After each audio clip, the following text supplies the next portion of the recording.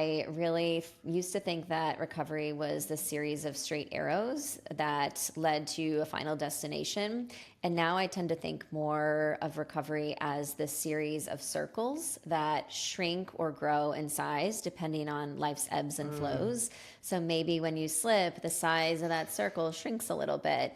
But then once you get back up, it grows in size, right? And those circles ideally are moving in a forward direction, but they are not really having a finish line, right? They're moving in a forward direction. They're pointing toward more recovery, but they are going to keep growing over time, hopefully. And so I think that this idea that recovery can be ongoing doesn't have to be a bad thing. I yeah. think that framing our views on recovery as an ongoing aspect of our lives can actually challenge us to keep being better and to hopefully stay better.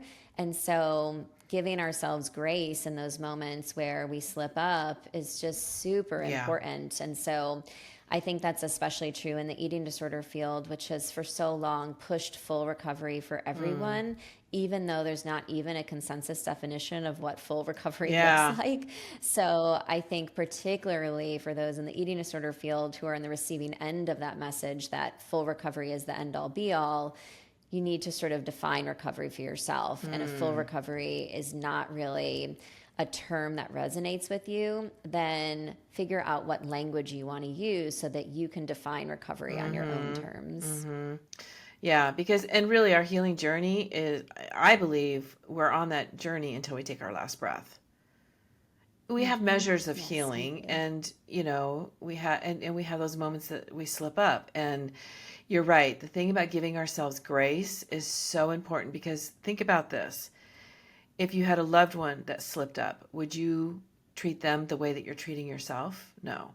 You would give them grace. You would give them understanding. You would support them.